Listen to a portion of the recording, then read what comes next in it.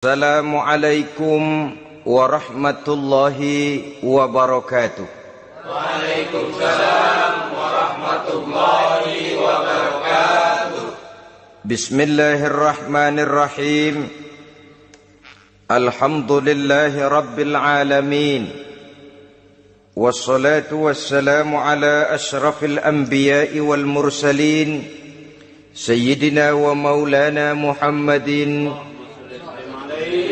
wa ala alihi wa ashabihil mujahidin at-tahirin, amma ba'du.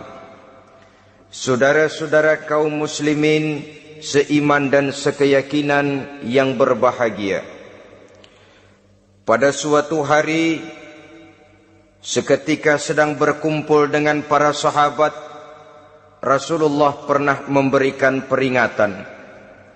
Beliau bersabda, yushiku an tada'a alaikumul umamu kama tada'al akalatu ala qas'atiha. Pada suatu saat nanti akan datang di tengah-tengah kamu, wahai umat Islam, di mana orang-orang lain di sekeliling kamu akan bersatu mengerubungi kamu seperti bersatunya orang-orang mengerubungi makanan di atas meja hidangan. Akan datang satu saat nanti di mana kondisimu dikepung sedemikian rupa, yang barat mau menerkam, yang timur mau menghantam, yang selatan mau menginjak-injak, yang utara pun akan menjelajah. Kondisimu seperti makanan di atas meja hidangan. Sebagian sahabat merasa heran dan terkejut, lalu mereka bertanya, amin qillati nahnu yawma izin ya Rasulullah? Apakah jumlah kami pada waktu itu sedikit ya Rasul? Kami sampai dikepung sedemikian rupa? Beliau menjawab, bal antum yawma izin kathir. Sama sekali tidak. Kamu tidak sedikit pada saat itu. Bahkan jumlahmu sangat banyak. Kamu adalah mayoritas. Walakinnakum ghusa'un ka ghusa'is sail. Tetapi keadaanmu saat itu persis seperti buih di lautan. Banyak tetapi centang perenang. Banyak tetapi tidak punya daya dan kekuatan. Banyak tapi dipermainkan gelombang lautan, dihempaskan ke tepian pantai tanpa punya makna dan arti. Kondisimu pada saat itu kuantitas yang tanpa kualitas, sehingga orang lain enak saja mengepung kamu. Akidahmu didangkalkan, dibanjiri dengan peradaban dan kebudayaan yang menjauhkan dari agama. Dari segi maksiat dan munkarat seluruhnya mengepung sampai kita melepaskan nilai-nilai Islam kita ini. Dan celakanya, sambung beliau, wal yanzi'anna fi qulubi aduwikumul mahabata minkum. Akan dicabut kehebatanmu di mata musuh-musuhmu, sehingga pada saat seperti itu orang lain memandangmu umat Islam enteng saja, remeh saja, tidak ada apa-apanya. Sudahlah, pokoknya umat Islam sikat saja, umat Islam enteng, umat Islam kecil, umat Islam tidak ada apa-apanya. Alangkah ironinya, alangkah menyedihkannya, memilukan dan sekaligus memalukan. Umat yang mayoritas ini dipermainkan oleh yang minoritas. Umat yang jumlahnya terbesar, terbanyak, bahkan konon menurut catatan sampai 90%, tapi dipermainkan oleh mereka, kelompok-kelompok kecil ini. Wal yakzifanna fi qulubikumul wahn. Pada saat itu di hatimu dicampakkanlah penyakit wahan. Sahabat kemudian bertanya, wa mal wahnu ya Rasulullah? Apakah penyakit wahan itu ya Rasul? Beliau menjawab, hubbud dunya wa karahiyatul maut. Penyakit wahan itu tidak lain hubbud dunya wa karahiyatul maut. Terlalu cinta kepada dunia dan terlalu takut kepada mati. materialistis dan takut resiko. Dua penyakit inilah yang menyebabkan walaupun umat ini mayoritas, tapi dipermainkan oleh yang minoritas. Walaupun dia golongan terbesar, tapi nasibnya seperti makanan di atas meja makan. Dari segala macam penjuru mau menghantam dia. Saudara-saudara kaum muslimin yang berbahagia, ini merupakan analisa sosial bahwa pada satu saat nanti akan terjadi di tengah-tengah umat di mana kita dihantam dan diserbu dari segala macam penjuru. Akidah didangkalkan, peradaban dan kebudayaan dirusak, makanan dan minuman diracuni, pakaian ditelanjangi dan lain sebagainya, sampai kita melepaskan nilai Islam yang kita cintai ini. Kondisi sosial ini satu saat akan datang kepada kita. Demikian analisa dan peringatan dari Rasulullah sallallahu alaihi wasallam.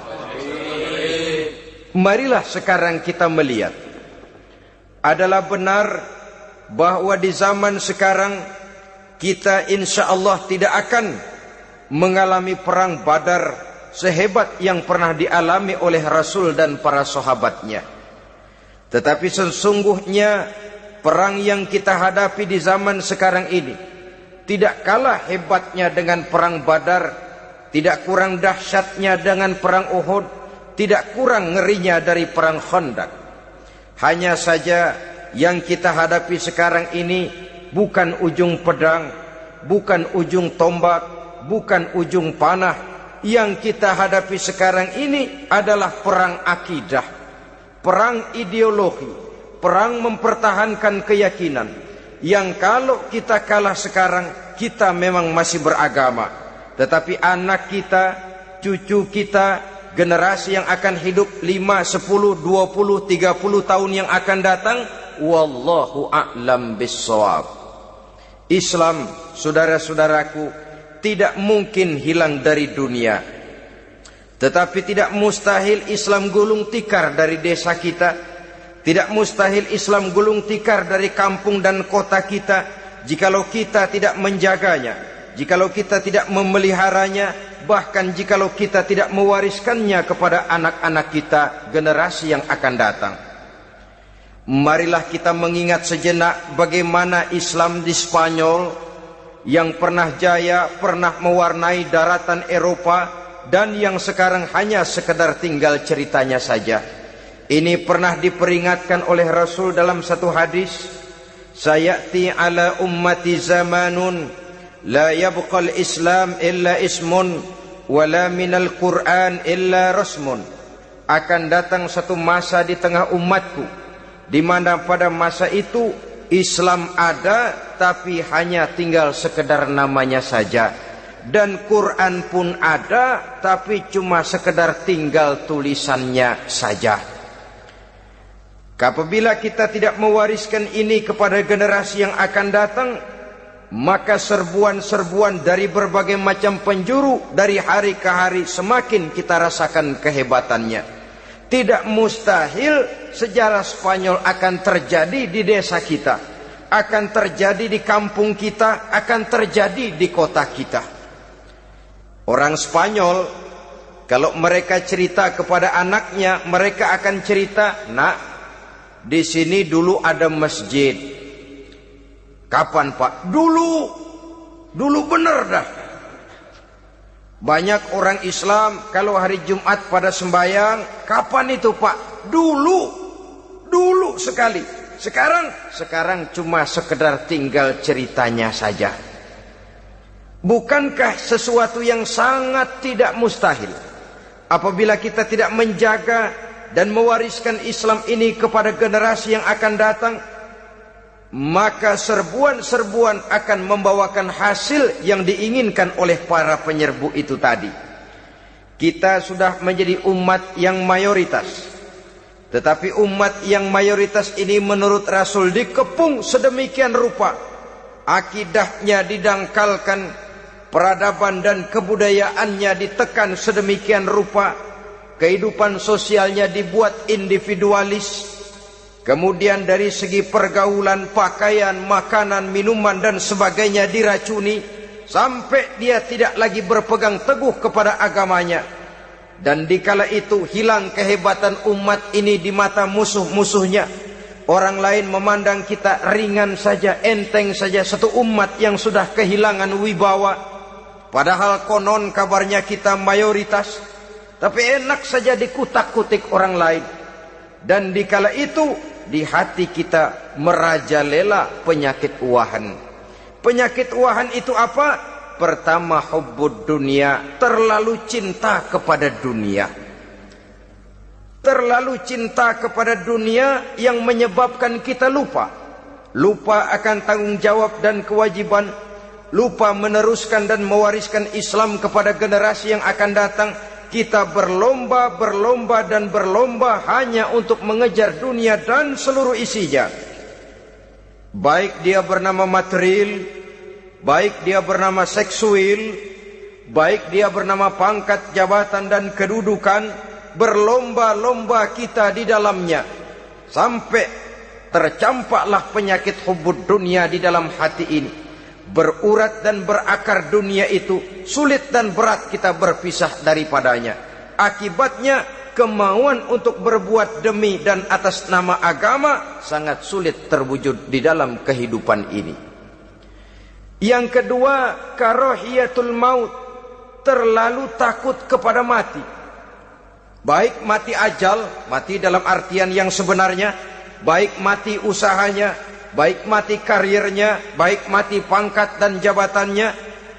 Sehingga dengan demikian akibatnya jatuhlah kita menjadi umat yang kehilangan wibawa di mata orang lain. Saudara-saudara kaum muslimin rahimakumullah, saya katakan tadi, perang yang kita hadapi di zaman sekarang adalah perang akidah. Perang menghadapi peradaban dan kebudayaan yang menghancurkan moral daripada anak-anak kita. Perang menghadapi banjirnya maksiat dan munkarat. Yang di tengah-tengah itu, di samping berkewajiban menjaga diri dan keluarga, kita pun juga berkewajiban menjaga anak-anak kita, generasi yang akan datang. Mengarahkan dan mendidik mereka sesuai dengan yang dikehendaki oleh Allah Subhanahu wa ta'ala. Oleh sebab itu, pada pertemuan kali ini yang akan saya bicarakan ialah bagaimana idealnya seorang muslim lebih dahulu memberikan pendidikan kepada anak-anaknya. Di tengah satu situasi dan kondisi di mana serbuan datang silih berganti melanda dan menghantam umat Islam, kemana anak-anak kita ini harus kita arahkan? Karena kita orang tua mempunyai tanggung jawab. Anak adalah amanah, menyia-nyiakan amanah adalah dosa, dan dosa itu merupakan satu dosa yang besar. Bahkan orang tua bisa saja masuk neraka kalau tidak bertanggung jawab tentang anak-anaknya. Satu riwayat menjelaskan, ada orang soleh, ngajinya cukup, sholatnya cukup, puasanya cukup, zakatnya cukup. Di mana ada majelis taklim hadir, baca Quran hobi, fitnah orang tidak pernah. Di akhirat setelah disidang dia ternyata lebih banyak kebaikannya daripada kejahatannya, maka dia pun diperintahkan dan dipersilahkan masuk ke dalam surga. Giliran anaknya disidang, biang okem nih anak.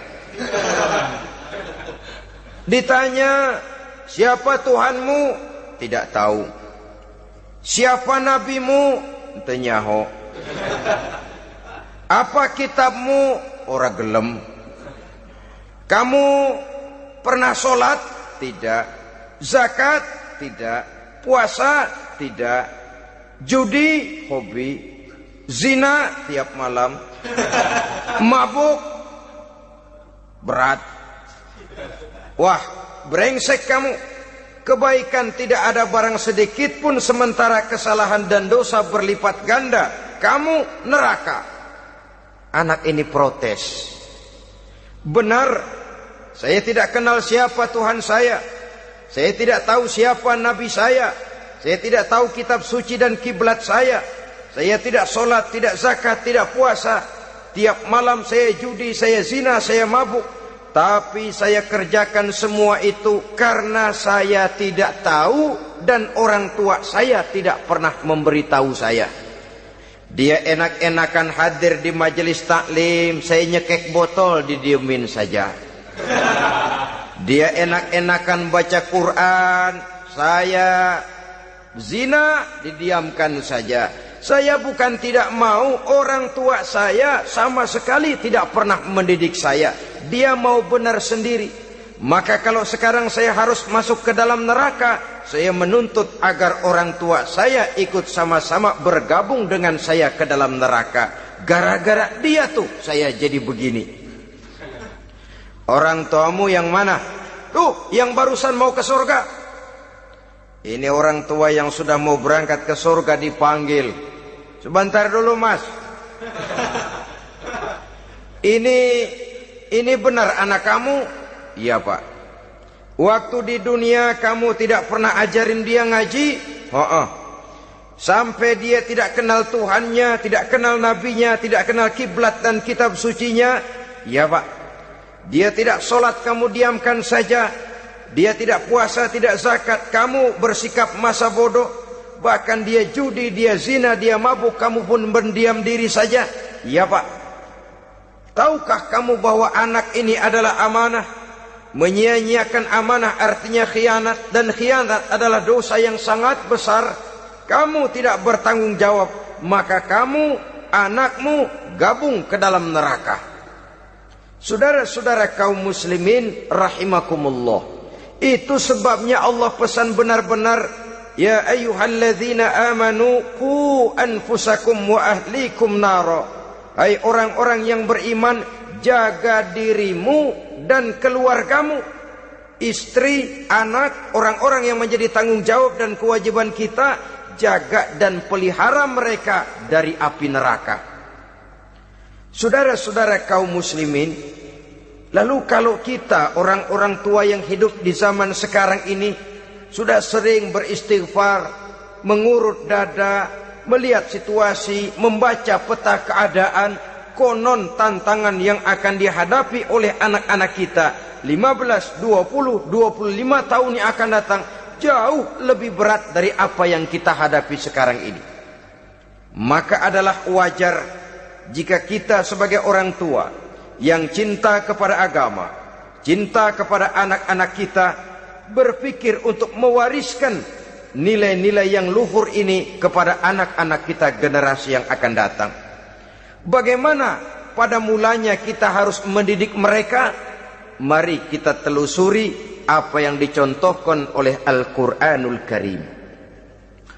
Orang-orang tua bijaksana yang diceritakan dalam Al-Quran, kalau sudah berpikir tentang anak-anaknya generasi yang akan datang, pendidikan pertama yang diberikan kepada anaknya ternyata adalah persoalan akidah. Nabi Ibrahim, pertanyaan yang paling merisaukan beliau buat anak cucunya ialah, ma ta'buduna min ba'di. Saudara bisa lihat surah Al-Baqarah ayat 133. Anak-anakku, kalau pada satu saat nanti aku, ayahmu ini sudah tidak ada lagi, meninggalkan kamu semua, meninggalkan kehidupan dunia ini, ma ta'buduna min ba'di, apa yang akan kamu sembah nak kalau ayah sudah tidak ada lagi? Jikalau ayahmu sekarang masih rajin ke masjid, melakukan rukuk dan sujud, i'tikaf dan membaca Quran, kalau satu saat ayahmu meninggalkan dunia ini, masihkah engkau mau ke dalam masjid? Masihkah engkau rukuk dan sujud? Masihkah engkau i'tikaf? Ma ta'buduna min ba'di, apa yang akan kamu sembah kalau aku ayahmu tidak ada lagi nak? Ditanamkan bukan hanya keyakinan bertauhid, sekaligus juga menyembah kepada Allah yang kita yakinkan dengan tauhid itu tadi. Bukankah berbeda dengan kita kebanyakan orang tua sekarang? Kita tidak pernah berpikir ma ta'buduna min ba'di. Kalau bapak tidak ada, kamu nyembah apa nak? Kita orang tua sekarang pagi-pagi malah berpikir ma ta'kuluna min ba'di. Kalau bapak enggak ada, kamu nanti makan apa nak? Bukan nyembah apa yang kita pertanyakan, bukan nyembah apa yang kita khawatirkan, makan apa nak? Maka yang dicari lalu sekolah-sekolah yang bonafit, yang tidak peduli apakah itu merusak imannya, mematikan akidahnya, menghancurkan keyakinannya. Yang penting ada jaminan hari depan bisa dapat lapangan kerja. Akibatnya berduyun-duyun orang-orang tua muslim menyekolahkan anaknya di sekolah-sekolah yang bukan Islam, yang nyata-nyata membahayakan akidahnya, dididik dengan kultur dan budaya yang bertentangan dengan nilai-nilai agamanya. Bukankah ini berarti merelakan anak untuk dikafirkan? Bukankah ini artinya menyerahkan anak untuk ditulis menurut selera para pendidik yang tidak sesuai dengan nilai akidah yang dimilikinya? Mengapa kita tidak berpikir seperti Nabi Ibrahim, yang sebelum memberikan pendidikan kecerdasan, sebelum pendidikan matematika, IPS, PSPB dan disiplin ilmu lainnya, yang pertama ditanamkan ma ta'buduna min ba'di. Kalau ayahmu tidak ada, kamu menyembah apa nak? Menyembah Allah apa nanti malah menyembah harta?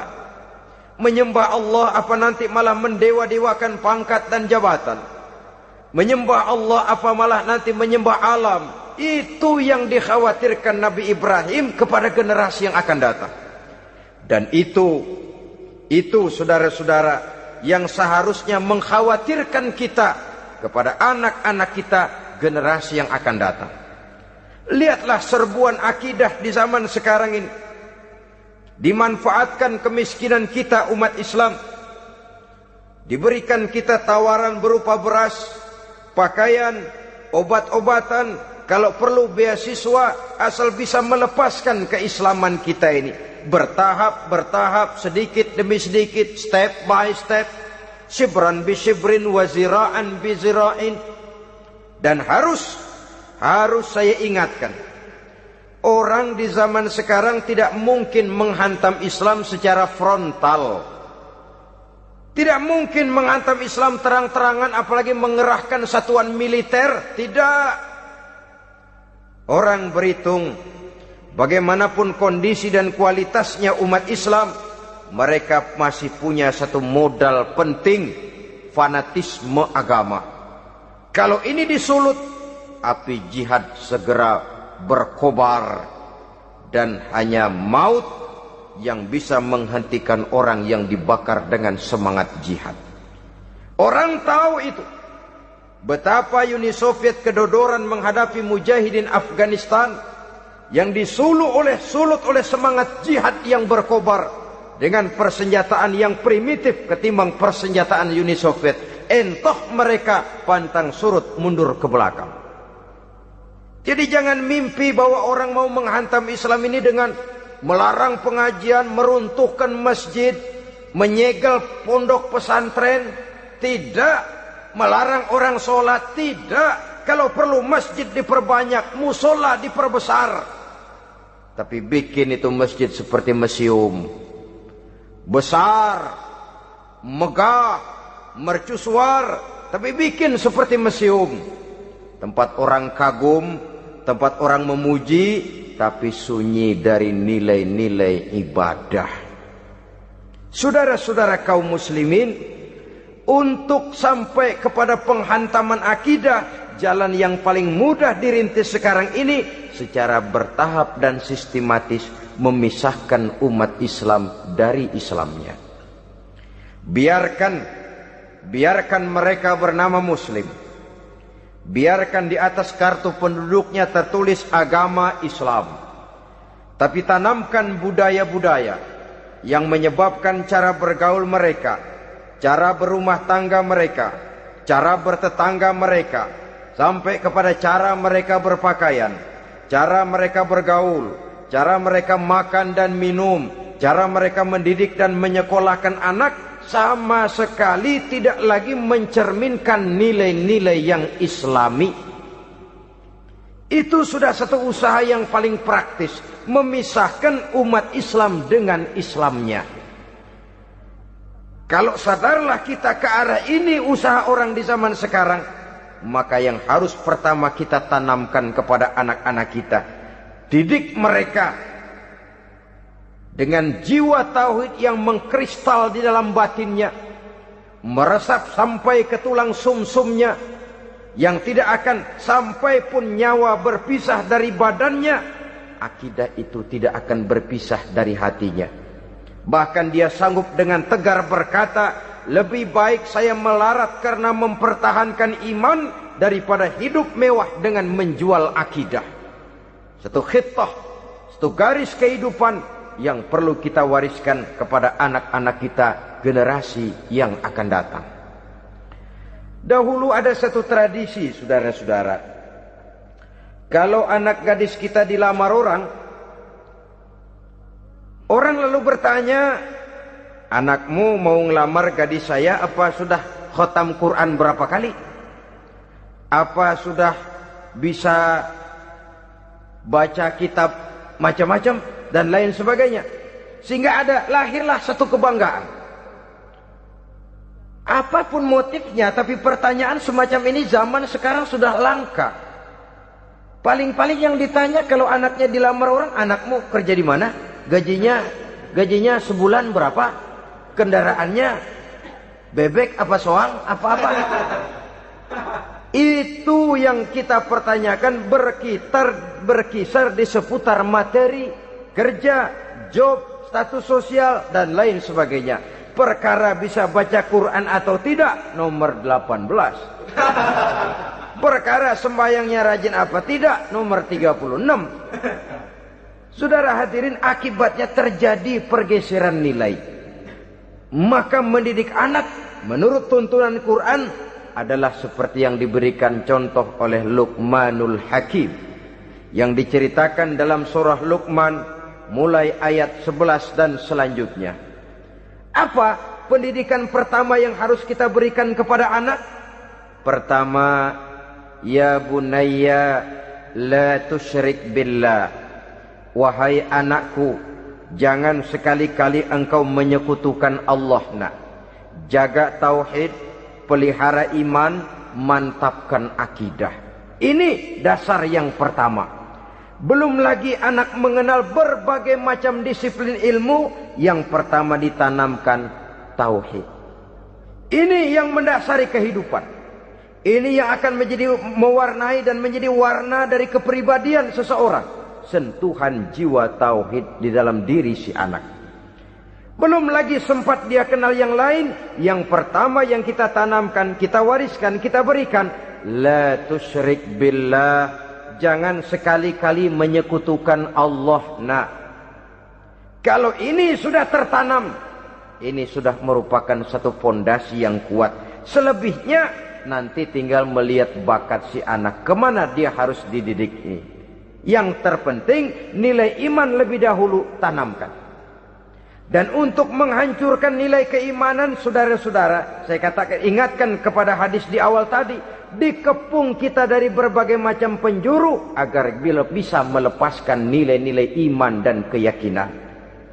Proses pendangkalan akidah, ditanamkan keraguan kepada agama, ditanamkan rasa malu beragama, sholat malu, baca Quran malu, berangkat ke masjid malu, pakai jilbab malu. Ditanamkan rasa malu beragama, sehingga bertahap sedikit demi sedikit kita mulai berpisah dengan kehidupan beragama. Ditanamkan hal yang sedemikian rupa dari berbagai macam penjuru. Dihantam akidah, akidah kuat, dihantam dari segi peradaban dan kebudayaan. Diperbanyaklah peradaban dan kebudayaan yang bukan mendekatkan kita dengan agama, malah mendekatkan kita dengan neraka. Menjauhkan kita dari agama, menjauhkan kita dari nilai-nilai luhur yang diwariskan oleh orang-orang tua kita terdahulu. Adalah kewajiban kita yang pertama, mendidik anak, menanamkan roh, jiwa dan semangat tauhid di dalam diri mereka. Saudara-saudara kaum muslimin rahimakumullah, kenapa kita lebih dahulukan menanamkan jiwa, roh dan semangat tauhid ini kepada anak-anak kita? Pertama, kita tidak hanya ingin sekedar mempunyai anak yang pintar, tetapi lebih daripada itu kita pun ingin mempunyai anak yang benar. Segala macam disiplin ilmu, segala macam bentuk penalaran ilmiah dan pengisian intelektualitas manusia mungkin di satu sisi akan membuat dia pintar, tapi di sisi lain belum tentu akan membuat dia benar. Nabi pernah memberikan peringatan, man izdada ilman walam yazdad huda lam yazdad minallahi illa bu'da. Orang yang hanya bertambah ilmu pengetahuannya tapi tidak bertambah hidayah dari Allah, tidak makin mantap keimanannya, maka seluruh nilai-nilai ilmunya hanya akan menjauhkan dia dari Allah Subhanahu wa taala. Dan adalah lebih merupakan azab daripada nikmat kalau kita diberikan ilmu pengetahuan yang hanya akan menyebabkan kita semakin jauh dari Allah Subhanahu wa taala. Yang kedua, sesungguhnya roh, jiwa dan semangat tauhid yang melekat dalam diri anak pada puncaknya akan melahirkan satu disiplin murni yang tumbuh dari dalam dirinya sendiri, di mana si anak dalam kehidupannya merasakan dimanapun dia berada, kemanapun dia pergi, ia selalu merasakan kehadiran Allah dekat dalam hidupnya. Ia sadar sesadar-sadarnya bahwa tidak ada satu perbuatan yang bagaimanapun kecilnya yang bisa disembunyikan dari kekuasaan Allah Subhanahu wa taala. Yang ketiga, dengan penanaman roh, jiwa dan semangat iman ini, maka diharapkan anak-anak nanti pada pertumbuhannya sanggup mengendalikan hawa nafsunya. Dengan kata lain, bahwa penanaman jiwa tauhid, penanaman roh dan semangat keimanan ini merupakan kondisi dasar yang harus dilakukan sebelum yang lain-lainnya. Kemudian pendidikan kedua yang diberikan oleh Al-Quran melalui contoh dan model dengan Luqmanul Hakim ini, setelah menanamkan tauhid, ditanamkanlah kepada si anak ini rasa hormat kepada orang tuanya. Wa wassaynal insana biwalidayhi, dan kami wasiatkan kepada manusia untuk berbakti kepada ibu bapaknya. Hamalathu ummuhu wahnan ala wahnin, karena ibunya telah mengandungnya dengan kepayahan di atas kepayahan. Maksudnya dengan kepayahan dan kelelahan yang berlipat ganda. Sehingga ketika Rasul ditanyakan orang, "Ya Rasul, siapa yang paling harus saya taati di dunia ini?" Beliau menjawab, "Ibumu." Kemudian, "Siapa lagi ya Rasul?" "Ibumu."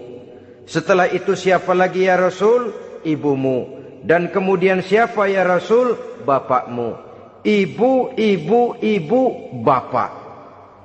Bahkan al-jannatu tahta aqdamil ummahat, surga berada di bawah telapak kaki ibu. Bagaimana menanamkan rasa hormat kepada orang tua di hati anak? Tentu yang pertama, bagaimana orang tua bisa memberikan keteladanan. Marilah kita sebagai orang-orang tua ini menyadari bahwa sebelum anak kenal sekolah dasar, sebelum anak kenal TK, ibtidaiyah, sanawiyah sampai kepada perguruan tingginya, yang pertama dia kenal adalah lingkungan rumah tangganya, gurunya adalah ibu bapaknya. Di sini berlakulah apa yang dinamakan keteladanan. Keteladanan jauh lebih berhasil daripada sekedar teori-teori yang muluk. Keteladanan jauh lebih berhasil daripada berbagai macam indoktrinasi dan penataran. Kurangnya keteladanan akan menyebabkan anak mencari pola. Apabila kita orang tua ini tidak bisa memberikan keteladanan yang baik kepada anak-anak kita, maka pada suatu saat anak-anak akan menganggap enteng dan kehilangan wibawa kita sebagai orang tua di mata mereka. Dikala itu akan sangat sulit kita membentuk kepribadian mereka. Bukankah di zaman sekarang ini kita banyak mengalami krisis wibawa, krisis figur? Ada yang karena rapotnya merah melulu gurunya dikeroyokin, Pak guru pulang sekolah dicegat, bahkan nyaris ada orang tua pernah dibunuh oleh anaknya sendiri, dan lain sebagainya. Kasus-kasus yang sebenarnya tidak perlu terjadi, karena memang bukan saja bertentangan dengan nilai budaya kita sebagai bangsa, tapi juga bertentangan dengan ajaran agama kita sendiri. Krisis wibawa, krisis figur, yang juga akibatnya harus kita sadari banyak faktor yang membentuk kepribadian anak. Pergaulannya, yang dibacanya, yang ditontonnya, yang disaksikannya di dalam kehidupan. Benar kita menyekolahkan mereka, tapi berapa jam mereka di sekolah? 6 jam, 7 jam paling lama. Sedangkan mereka hidup 1 hari 1 malam 24 jam. Kalau cuma 7 jam di sekolah, ini berarti lebih banyak dia di luar sekolah. Dan di luar sekolah itu artinya ya rumah tangganya, ya temannya, ya lingkungan di mana dia tinggal, yang seluruhnya sangat besar pengaruhnya dalam ikut membentuk kepribadian anak-anak kita. Saya katakan tadi, di samping kita menghadapi perang akidah, kita pun berhadapan di dalam perang menghadapi peradaban dan kebudayaan yang bukan saja menjauhkan kita dari agama, tetapi sanggup menghancurkan moral daripada anak-anak kita. Secara pribadi, saudara-saudara, saya iri, saya kagum misalnya dengan kemajuan yang diperoleh oleh negara tetangga kita, Jepang misalnya. Padahal tahun 45 ia pun hancur lebur oleh meledaknya atom di Hiroshima dan Nagasaki. Tapi bagai satu tenaga raksasa kemudian Jepang bangkit menjadi satu negara superpower di Asia. Bahkan gurunya saja Amerika sekarang ini kewalahan menghadapi perang dagang dengan Jepang ini. Dan yang menarik, Jepang bisa maju dan modern dengan tetap menjadi Jepang, tanpa harus kehilangan identitasnya sebagai satu bangsa, tanpa harus kehilangan kepribadiannya sebagai satu bangsa. Sebagai negara yang sedang berkembang, kita sering latah. Kita ingin meniru Barat, tapi bukan teknologinya, westernisasinya yang kita tiru. Bukan isinya, kulitnya yang kita ambil. Akibatnya apa? Modernnya belum, orangnya sudah Barat. Bergaulnya sudah cara Barat, berumah tangganya sudah cara Barat, berpakaiannya sudah cara Barat, mendidik anaknya sudah cara Barat. Di mana ketemu orang tua cukup hello daddy. Kulitnya kita ambil, sementara isinya kita campakkan. Ironi dan menyedihkan. Padahal kita sesungguhnya bisa maju dan modern, bisa mengejar segala ketinggalan dan keterbelakangan kita, dengan tetap menjaga nilai-nilai luhur budaya kita sebagai satu bangsa, mengambil isinya, dan kalau memang tidak perlu, lalu mencampakkan kulitnya. Pengaruh peradaban dan kebudayaan yang menghancurkan moral daripada anak-anak kita oleh pesatnya arus teknologi, oleh pesatnya arus komunikasi, di mana hal-hal yang terjadi di belahan dunia lain dapat kita saksikan hari ini juga melalui layar televisi. Yang terjadi di Amerika, di Eropa, di Afrika, di ujung dunia yang paling ujung sekalipun, di ujung dunia yang paling ujung, hari ini kejadian, hari ini sudah bisa kita saksikan. Pesatnya arus komunikasi, kalau jatuh ke tangan anak-anak kita yang belum mempunyai filter, daya saring positif, akan dicerna oleh mereka tanpa memilah dan memilih. Akibatnya orang kampung bilang kelolodan.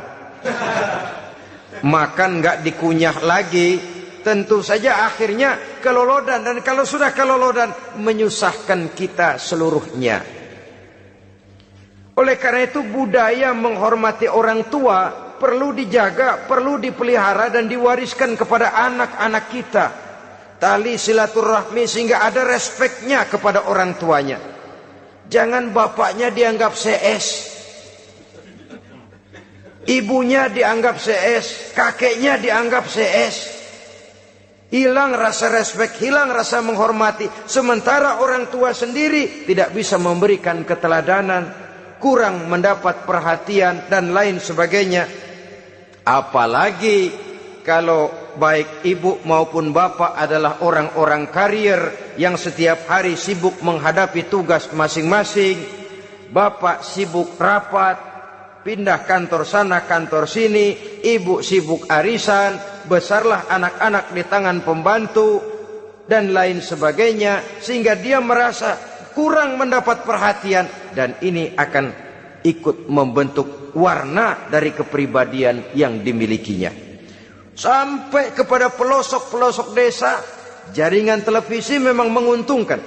Tapi kalau sudah sampai kepada menayangkan budaya-budaya yang tidak sesuai dengan pola di mana mereka tinggal, pola lingkungannya, dan ingin mereka terapkan dalam kehidupan, ironi dan menyedihkan. Maka sering dikatakan, jikalau ABRI masuk desa, rakyat beruntung. Jikalau listrik masuk desa, rumah jadi terang. Jikalau koran masuk desa, rakyat jadi cerdas. Jikalau hakim masuk desa, rakyat lalu sadar hukum. Tapi jikalau maksiat dan munkarat masuk desa, minuman keras masuk desa, judi masuk desa, pelacuran masuk desa, rakyat tentu kiamat. Dan kita harus punya budaya untuk memilah dan memilih, mempunyai filter untuk jadi daya saring positif. Oleh karena itu saudara-saudara, tahap kedua setelah menanamkan jiwa tauhid kepada anak, tanamkan rasa hormat kepada orang tuanya. Orang tua itu ibu bapaknya, orang tua itu guru-gurunya yang mengajarkan dia, atau yang dianggap tua yang lebih senior dari dia. Karena tidak ada satu peradaban yang berdiri sendiri. Bagaimanapun maju dan modernnya kita sekarang, tentu merupakan mata rantai yang berkaitan dari generasi terdahulu. Ini yang kedua. Setelah tauhid, berbakti kepada ibu dan bapak. Tidak ada satu kebahagiaan yang bisa ditegakkan di dunia ini tanpa doa, tanpa restu daripada ibu dan bapak. Ini keramat hidup. Doanya dikabul Allah dan kutuknya juga dikabul oleh Allah Subhanahu wa taala. Jadi mendidik anak setelah menanamkan jiwa tauhid, menanamkan rasa hormat dan taat berbakti kepada ibu bapaknya. Itu yang kedua. Kemudian yang ketiga, melalui model Luqman, Quran mendorong kita untuk mendidik anak, menanamkan etika otonom. Apa itu?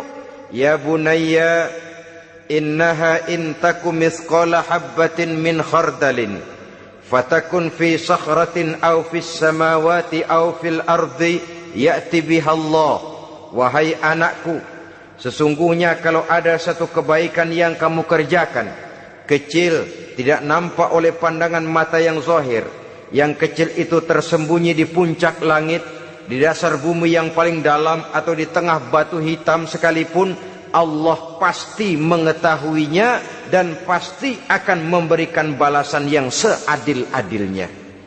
Pendidikan apa ini? Pendidikan moral, menanamkan etika otonom. Nah, kau berbuat baik jangan karena dilihat orang. Kau tidak mau melakukan kejahatan jangan cuma karena ada polisi. Kalau ada polisi kau tidak mau jahat, kucing juga begitu. Coba lihat kucing, taruh ikan asin di piring kaleng, tongkrongin. Aduh, kucing kalem, sopan, tenang. Sedikit kita lengah, habis ikan digarap.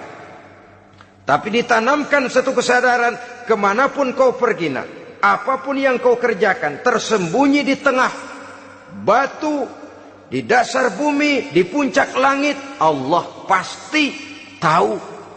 Dalam bahasa yang ringan, nak, kita ini diawasi oleh 2 hiperkomputer yang maha sensitif, produksi langit, mereknya Rokib dan Atid. Itu komputer yang sangat peka dan sensitif. Jangankan kita berbuat, kita berniat baik saja, komputer sudah nyatet sendiri. Inilah yang orang sekarang namakan waskat, pengawasan malaikat. Kalau hidup sudah merasa diawasi oleh malaikat, waskat berhasil. Tapi kalau waskat sudah diawasi malah nekat, itu yang gagal.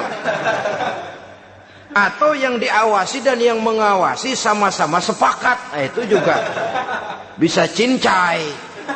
Saudara-saudara kaum muslimin rahimakumullah, waskat dalam pengertian kita muslim, bagaimana hidup ini merasakan diawasi oleh malaikat.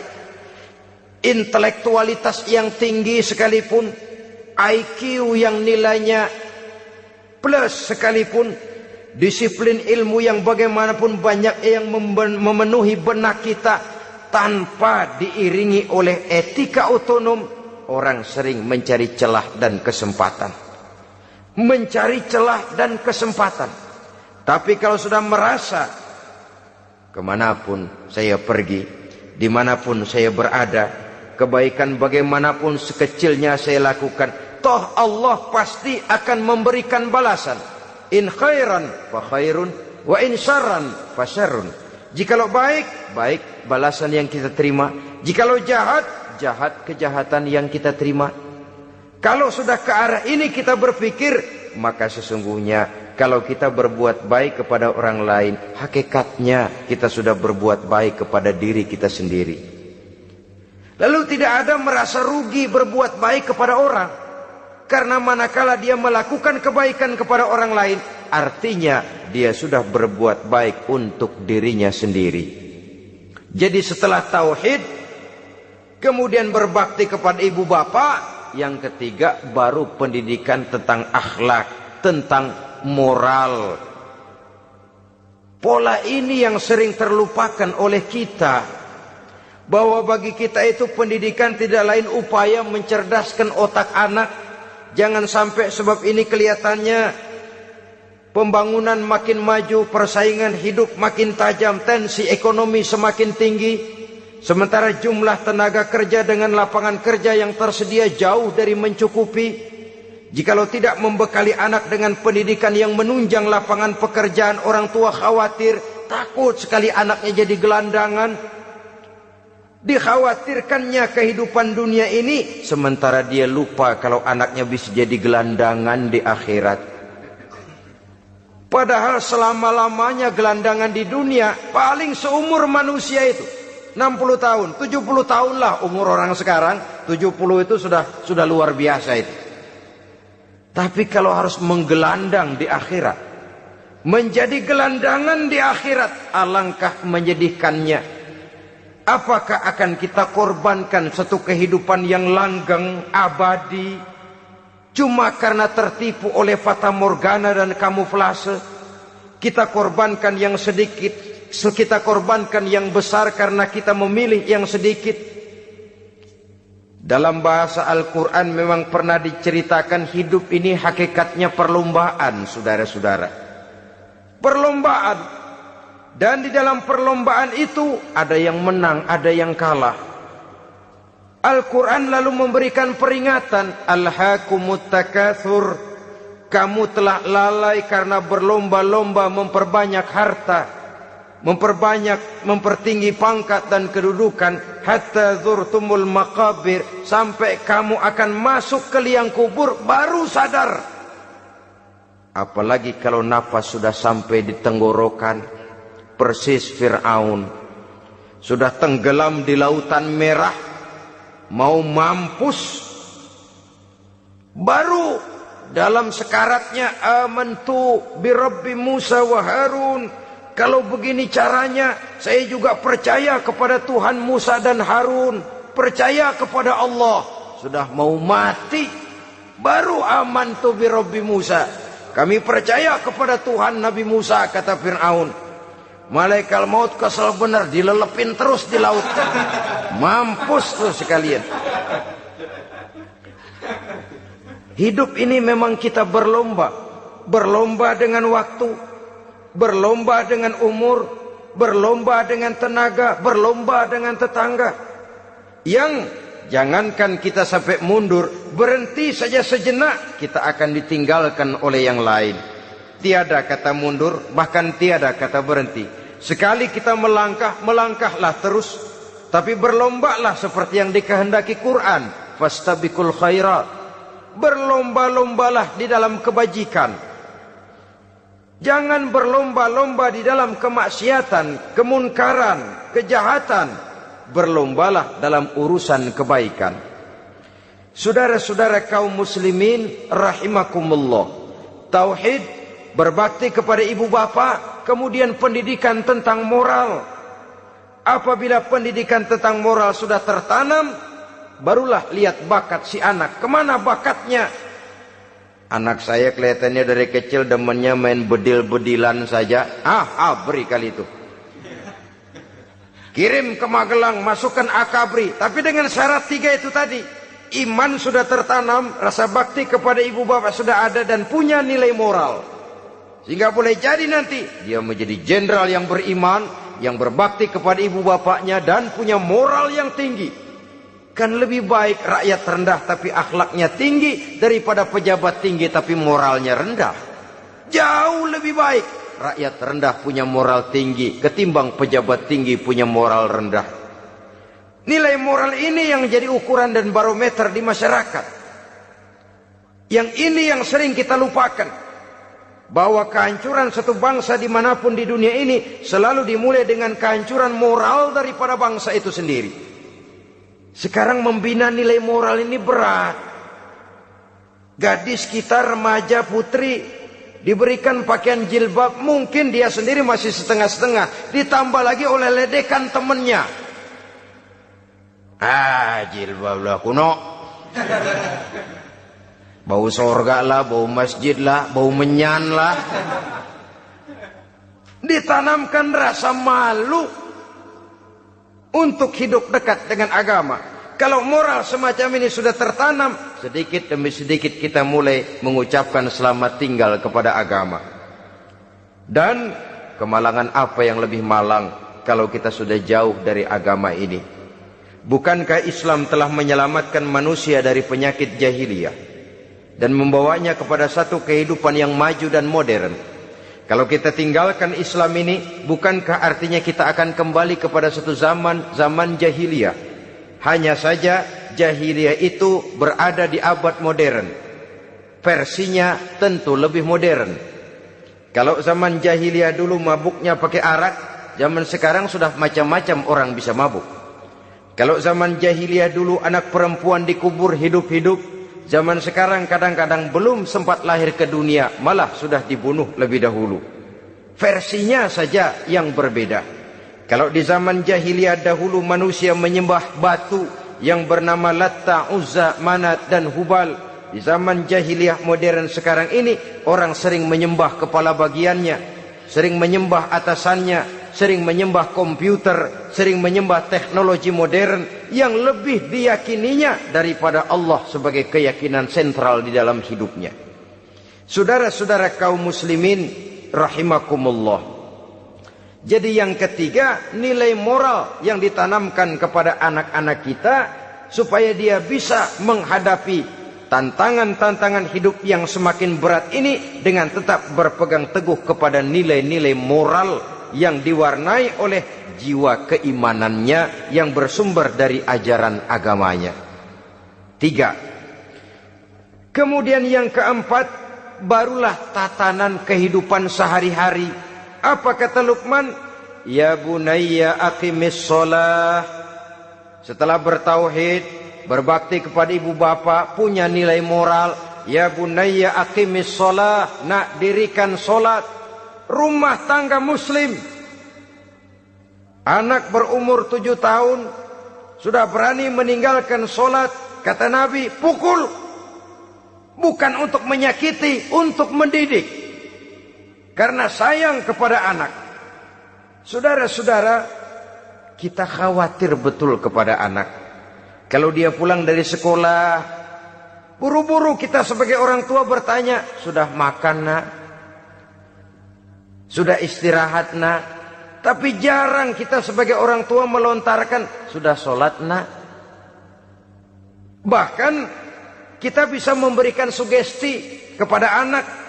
Nah, kalau kau naik kelas 1 sampai naik ke kelas 2, bapak beliin sepeda. Tamat SD nak, motor. Tamat SMP nak, ke Bali kita. Tamat SMA nak, Singapura. Saudara-saudara, tapi kalau untuk urusan sholat misalnya, kita tidak pernah memberikan sugesti kepada anak-anak kita. Nah, kalau kau hafal Fatihah lengkap dengan artinya, bapak beliin sepatu. Nah, kalau kau bisa sholat dengan baik, cukup syarat rukunnya, bapak beliin sepeda. Ada rangsangan, ada sugesti yang membuat anak lebih tergerak untuk hidup dalam suasana keagamaan. Ya bunayya aqimis sholat, nak dirikan sholat. Sebab ini sandaran vertikal yang paling langsung antara manusia dengan Tuhannya. Menyadari bahwa sepanjang yang bisa dilakukan oleh manusia hanyalah berusaha dan berusaha, dan kepastian sepenuhnya ada di tangan Allah. Dengan solat kepribadianmu diperteguh, dengan solat sandaran vertikalmu kepada Allah diperkuat. Dan pada waktunya nanti Al-Quran memberikan bimbingan, hendaklah minta tolong kepada Allah dengan sabar dan tetap mendirikan solat. Ya bunayya aqimis solat. Setelah itu, wa'mur bil ma'rufi wanha 'anil munkar. Tegaklah membina yang ma'ruf, tegaklah mencegah yang munkar. Ini sikap hidup sudah. Solat tadi tugas hidup.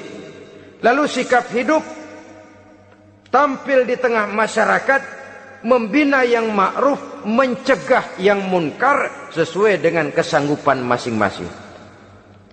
Bukankah setiap kita kepingin punya anak yang bermanfaat, setidaknya bagi keluarganya, syukur kalau bisa bagi lingkungannya, bagi masyarakat, bangsa dan negaranya. Dan satu di antara tanda orang yang bermanfaat, kalau dia bisa hidup menjadi penganjur yang ma'ruf dan pencegah yang munkar. Dan itu kalau tidak ada hidayah, sulit orang mau melaksanakan itu. Sebab apa? Ada kecenderungan belakangan ini di mana agama dianggap urusan pribadi. Sehingga orang lalu sering bilang, jangan bawa-bawa agama dah, itu kan bukan urusan agama. Ini sudah ciri berpikirnya sekuler. Jangan bawa-bawa agama. Agama urusan pribadi, artinya orang mau sholat mau enggak jangan bilang apa-apa dah. Urusan dia sendirian. Dia mau puasa dia enggak, merdeka saja, urusan pribadi. Agama bukan persoalan pribadi. Apalagi jika sudah menyangkut amar ma'ruf dan nahi munkar. Siap menegakkan yang baik, mencegah yang munkar, untuk tegaknya satu masyarakat yang diwarnai oleh kebaikan dan terhindar dari segala macam kejahatan. Dan terus ayat-ayat selanjutnya mencerminkan sikap hidup. Namun yang intinya, cara mendidik anak yang baik, yang dicontohkan oleh Al-Quran dengan Luqmanul Hakim sebagai model. Pertama, tanamkan tauhid. Yang kedua, tanamkan rasa hormat dan berbakti kepada ibu bapaknya. Yang ketiga, tanamkan moral, nilai akhlak yang tinggi. Setelah itu yang keempat, biasakan hidup dalam suasana keagamaan. Kontrollah sholatnya, kontrollah baca Qur'annya, kontrollah puasanya di bulan Ramadan. Ajaklah anak-anak sholat berjamaah, sehingga dengan demikian dia terbiasa oleh satu suasana yang mendekatkan dia dengan nilai agamanya. Dari sana diharapkan nilai-nilai ilmu yang didapatnya dari bangku sekolah akan menciptakan keseimbangan dengan yang ditanamkan oleh orang tuanya dalam bentuk yang dijelaskan oleh surah Luqman itu tadi. Sehingga apabila keseimbangan ini terwujud, akan menjalin keseimbangan dalam pola berpikir, dan keseimbangan dalam pola berpikir akan melahirkan keseimbangan dalam perbuatannya. Terwujudlah kita harapkan insan yang fid dunya hasanah wa fil akhirati hasanah. Inilah harapan kita semua. Mudah-mudahan Allah memberikan kekuatan kepada kita untuk mewariskan nilai-nilai yang baik kepada generasi yang akan datang, sehingga esok harus lebih baik daripada hari ini dan lusa harus lebih baik daripada hari esok. Terima kasih atas perhatian saudara. Mohon maaf atas segala kekurangan. Usikum wa nafsi bitaqwallah. Wassalamualaikum warahmatullahi wabarakatuh.